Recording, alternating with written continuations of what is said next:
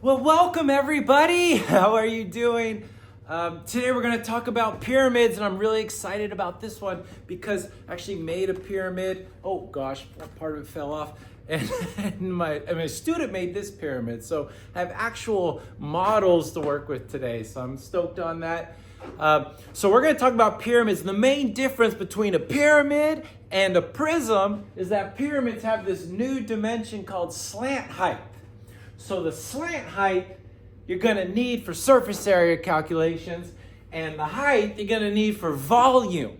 But sometimes you've got to convert between the two. So this video, we're going to cover everything. You're going to be an expert after this. So you can see slant height is if you were to walk to the top of the pyramid, like if you were to go here, right, and you were to just walk up that pyramid, how far was that walk? i.e., how long is this wall? And the height is when you did walk to the top of the pyramid, how far above the ground are you? So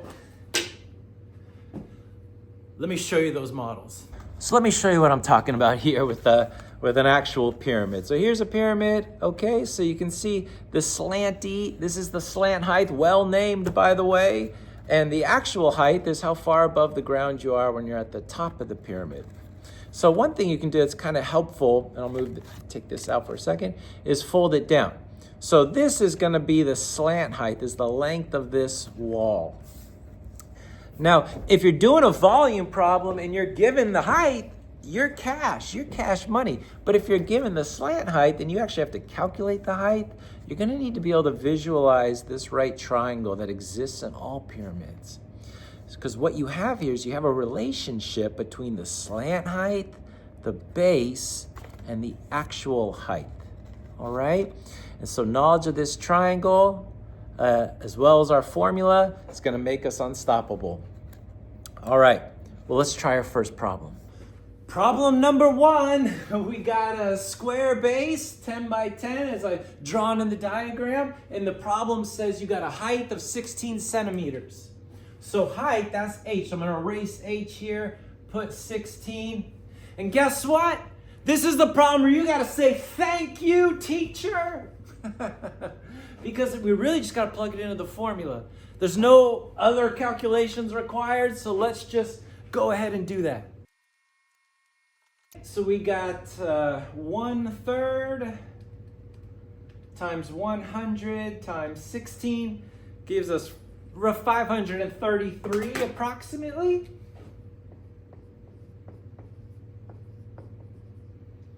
And it's cubic centimeters.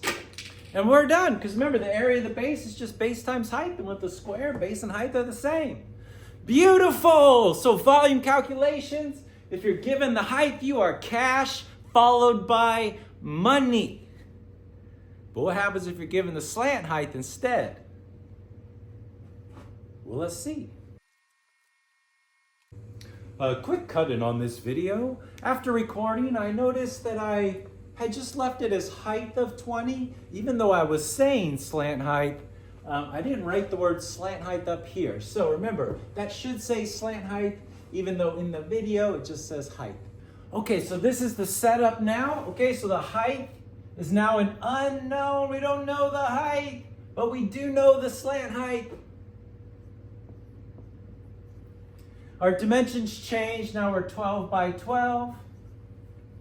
And let me sit down and give you a closer look of what this pyramid's going to be. So in this problem, we're given the slant height, but we need the actual height of the pyramid to find the volume. So what we're going to have to do is take advantage, and you have to visualize this right triangle that exists in every pyramid that connects the slant height to half of the base to the actual height.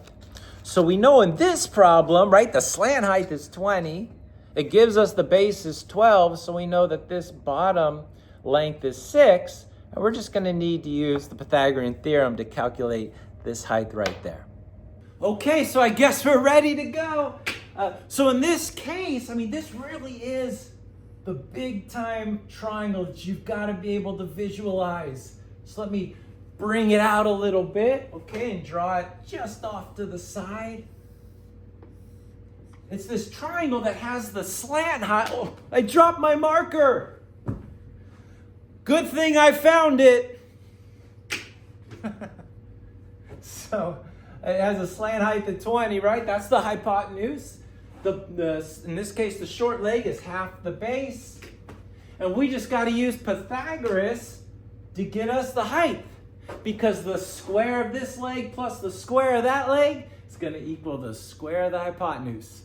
Well, Mr. Pythagoras, let me use your theorem.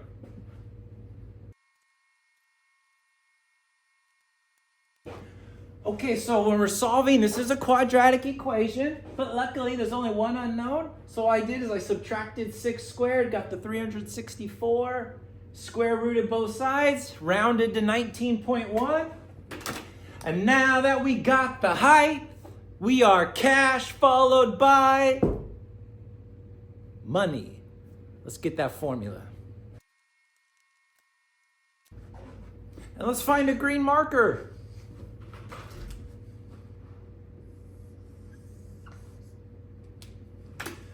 So it really comes down to this triangle here. This is going to be the power. This is going to allow you to answer any of these questions at all. Because now, no matter what you got, if you got the slant height, you use Pythagoras to get the height. If you're given the height, you just use the formula as is. All right? Now, what's an additional complication? Well, let's draw it. So it's really about what if the triangle is not a square? It's not a square pyramid. It doesn't have a square base. Well, of course it changes the area of the base formula, but it doesn't change the volume formula. So in this case, a problem like this where we know the base is a 12 by 6 and we know the height is 14 centimeters, there is nothing different. You're just going to plug in the formula because you know the height of the pyramid. It doesn't matter the shape of the base. It's always the area of the base times 1/3 times the height. Well, what you waiting for? Hit pause and calculate it before I do. And I'm going to calculate it and fast forward, so you better hit pause. Beautiful. I didn't even have to round it. Notice, still have a solid equal sign. It's exactly 336 cubic centimeters. All right. You're almost there. I would say the last example we're going to do, you know what's coming. You can predict what's coming?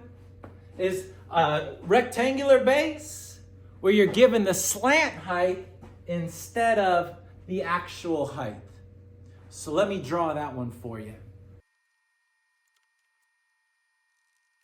Okay, so before I start this, I'm going to sit back down and show you the model. So when you're given a rectangular pyramid and you're given the slant height, the thing you got to realize is a rectangular pyramid has two slant heights.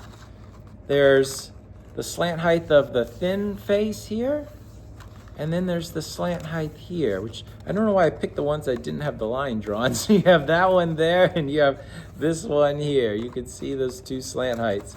So for this problem, we're given this slant height, right? So I'm going to pull that down and bring out the right triangle that we're going to need to convert that slant height to the actual height. Okay, so we can see, we know that this edge is going to be 16. The base of this triangle is 1/2 the base of this rectangular pyramid. And since this is the long side of 10, this base is 5. So we just need Pythagoras to take this 16 and this 5 and calculate that height. Now it's possible, right, the other, just for fun, I guess, I suppose, the other right triangle, I could pull this down here, would be here. And it's a thinner right triangle, right? Because the slant height is much closer to the actual height for this face. So this is the other slant height and half. So this would be 4, so this would be 2. And this would be, I don't know what it is, it's not given in the problem. So anyways, rectangular pyramids have 2 slant heights. And you got to use your spatial reasoning to figure out the right triangle. So let's go do it. I guess that means it's time to finish. All right, so now you know this is really, again, it's kind of the dominant right triangle that you have to be able to visualize. That's going to convert slant height to actual height.